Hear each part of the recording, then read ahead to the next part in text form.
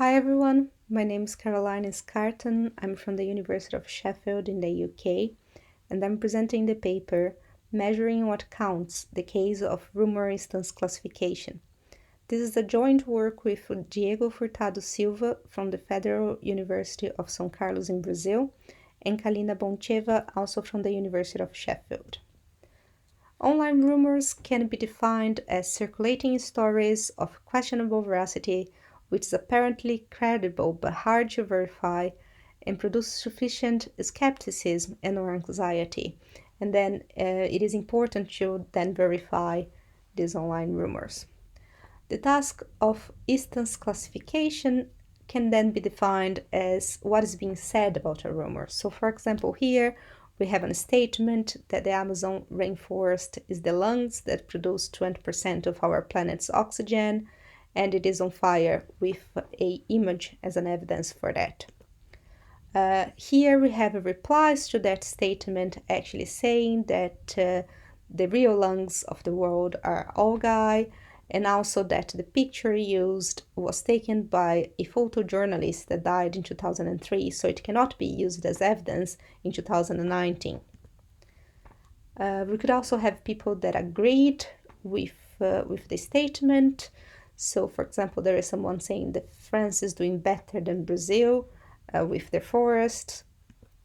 And we also have people that just make a comment that is irrelevant to what is being discussed in the statement. So this consists of the task of rumor instance classification, basically classifying the instance of what is being said on a rumor, on a statement.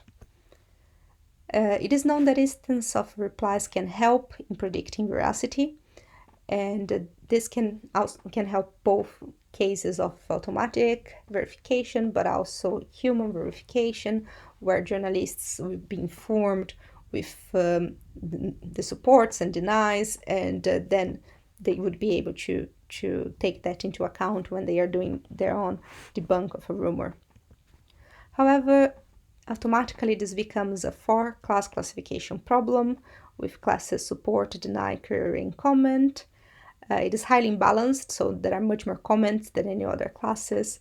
Support and denies are arguably the most important classes, so there is a difference in the importance between the class, which makes it different from traditional instance classification tasks, where classes have the same importance. Looking into the rumor of all shared tasks, we can see that the comment class is indeed the one with the higher number of examples, support and deny and queries being the minority classes. However, the official evaluation metrics for this task, that are also the metrics used in the majority of the papers about instance classification, they are not robust for four-class imbalanced problems, and they are also not robust for problems where classes have different importance. So looking into the Rumour 2017 results with accuracy score as the evaluation metric, the winner system was Turing, but you can see that all denies were misclassified, while a system like NILE and IITP had a much better performance in terms of support and denies, but they were only classified 5th and 7th, being behind not only Turing but other systems that misclassified most of the denies. When looking into Rumour 2019, they moved to use MacroF1, which is indeed an improvement of our accuracy score because MacroF1 is robust to imbalanced binary classification problems.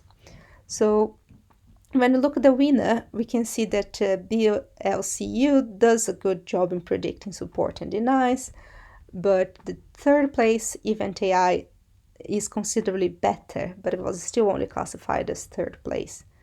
In addition, we have WSHUI that does a great job, a decent job in classifying support and denies, much better than UPV, for example, but is still classified only as 7th behind the UPV, for example.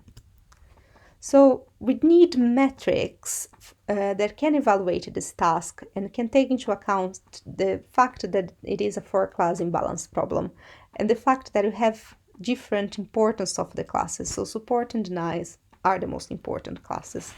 In this paper, we reevaluate some metrics and also propose some changes to some metrics. So one of them, for example, is geometric mean of recall, a metric widely used in the area of information retrieval that heavily penalizes models that achieves a low score for a given class.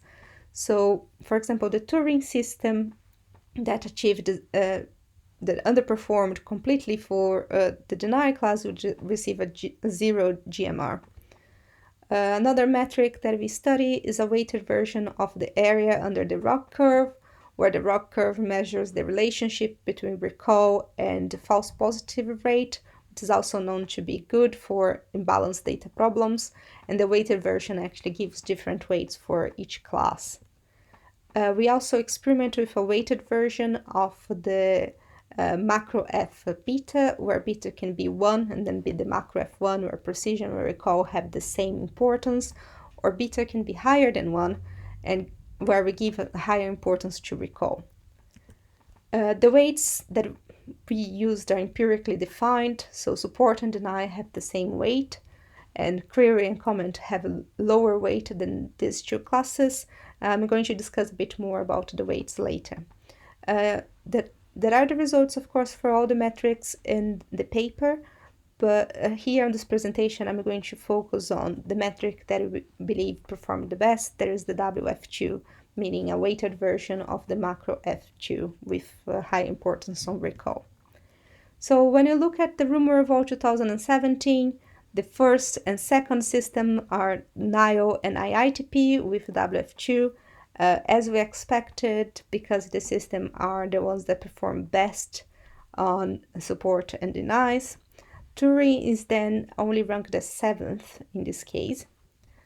Rumour Eval 2019, the winner then becomes Event AI, that is the system that we showed that performed better in support and deny.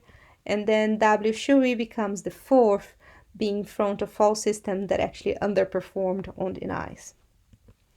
So in terms of the weights, it is important to have weights that not only take into account the data imbalance problem, but also gives the higher importance to the most important classes.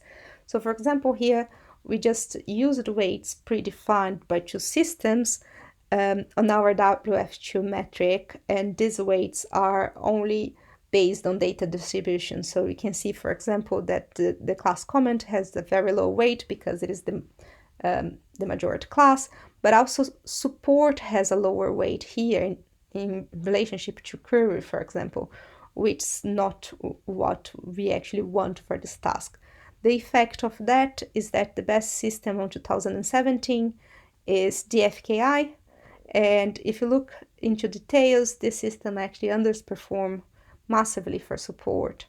The reason why it was classified first is that the high value for query makes it perform since it performs quite well for queries, makes it ranked higher.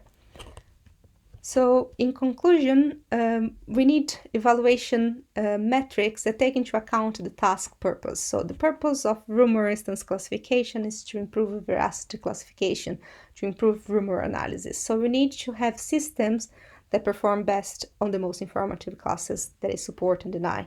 And you need to have evaluation metrics that also reflect that. Also, we need to have evaluation metrics that can deal with the highly imbalanced four-class classification problem. Recall-based metrics seem to perform better for problems with imbalanced data, but also weighted metrics, giving priority to the most important classes, seems to work best for this task. However, an important remark is that an ideal evaluation takes into account multiple metrics, so WF2 is probably not the answer alone. It would still be useful to look into GMR, for example, and to look into the confusion matrices whenever perform a ideal evaluation for this task. Thank you very much for your attention, and I hope you are enjoying the conference.